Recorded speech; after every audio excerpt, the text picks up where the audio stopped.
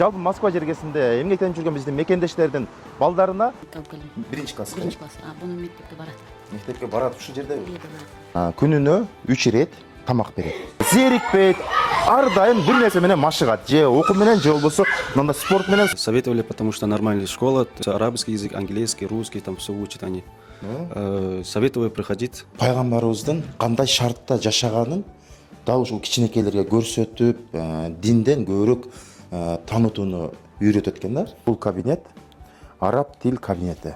Дарование Москвы окуу борборун сиздерге сунуштайбыз. Эң негизгиси окууну бүткөн соң мамлекеттик деңгээлде аттестат берет.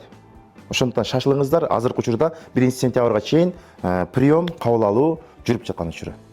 Саламатсыздарбы, эфирде жаңылыктар түрмөгү каналы катталып маалыматтарды биринчилерден болуп болуңуз. Бүгүнкү чыгарылышта Орусияга барган мигранттар азайды. Москвада мыйзамсыз миграцияга ири сокку. ФСБ атайын операция өткөрдү. Орусияда эски стандарттагы бензинге уруксат берилди. Адистер ден соолукка коркунуч бар экенин эскертишүүдө. Кыргызстан менен Орусияга жаңы чоң мүмкүнчүлүктөр ачылууда.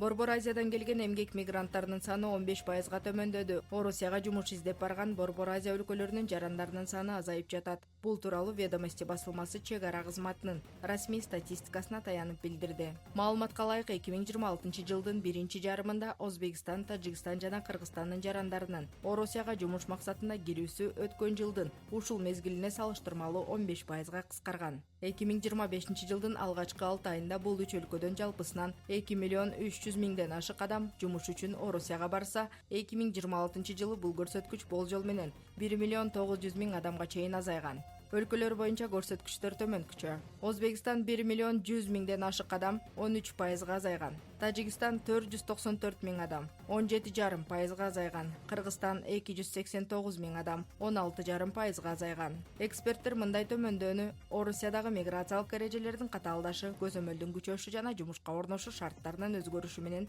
байланыштырып жатышат. Орусиянын ФСБсы менен полиция кызматкерлери Москвада мыйзамсыз миграция каналын уюштурган деп шектелген топко каршы атайын операция жүргүздү. Тергөөнүн маалыматына ылайык шектүүлөр мыйзамсыз мигранттарды документ менен камсыздап, жасалма паспорттардын айдоочулук кубөлүктөрдү, дипломдорду жана эмгек патенттерин даярдоо менен алектенип келишкен. Тинтүү иштеринин жүрүшүндө документ жасоого колдонулган жабдуулар жана көп сандагы жасалма документтер алынган. Бул факт боюнча кылмыш иши козголуп, бардык шектүүлөр кармалды. Ошондой эле 9 чет элдик жаран Орусиядан депортацияланды. Белгилей кетсек, буга чейин Ульяновск шаарында жашы жете элек өспүрүмгө карата оор кылмышка шектелген мигранттар соттун чечими менен камакка алынганы да кабарланган. Орусиянын бийлиги Евро 2, Евро 3 жана Евро 4 стандартындагы бензинди импорттоого жана сатууга берилген уруксатты 2027 жылдын июлуна чейин узартты. Өлкөнүн энергетика министрлиги бул чечим күйүүчү май рыногундагы абалды убактылуу турукташтыруу максатында кабыл алынганын билдирди. Белгилей кетсек, Евро 2 стандарты Европада 1995-2000 жылдары колдонулуп, кийин экологиялык талаптарга жооп бербегендиктен өндүрүштөн чыгарылган.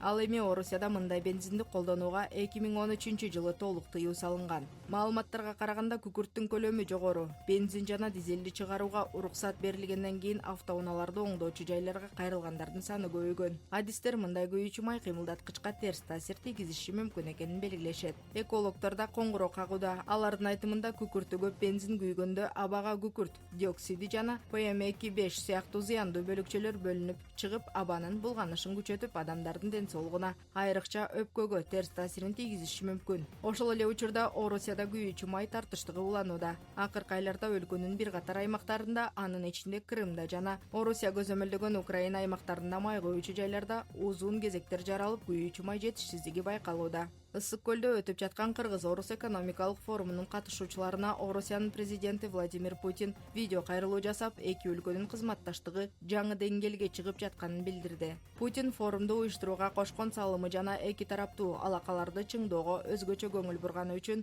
Кыргызстандын президенти Садыр Жапаровго ыраазычылык айтты. Президенттин айтымында акыркы жылдары Кыргыз-Орус кызматташтыгы бир катар багыттар боюнча олуттуу жыйынтыктарга жетишти. Негизги билдирүүлөр: Кыргызстандагы ар түрдүү тармактарда жалпы суммасы $1 миллиард ашкан 4000 жакын биргелешкен долбоор каржыланды. Кыргызстанда орус капиталынын катышуусу менен 2000ден ашык компания иштеп жатат. Быйыл өлкөнүн чыгышында 300 МВТ кубаттуулуктагы күн электр станциясын ишке киргизүү пландалууда. Ошондой эле Шамал электр станциясын курууга даярдык жүрүүдө. Кыргызстанда орус тилинде окуткан 9 мектептин жана Бишкектеги Славян университетинин жаңы кампусунун курулушу уланууда. Путин ошондой эле эки өлкөнүн өнөктөштүгү соода, инвестиция, өнөр жай, айыл чарба, транспорт, санариптештирүү жана туризм тармактарында ийгиликтүү өнүгүп жатканын белгилеп, бул кызматташтык Кыргызстан менен Орусия үчүн жаңы мүмкүнчүлүктөрдү ачаарын айтты. Кабарлар официалдуу МВД Россия сайтынан алынды.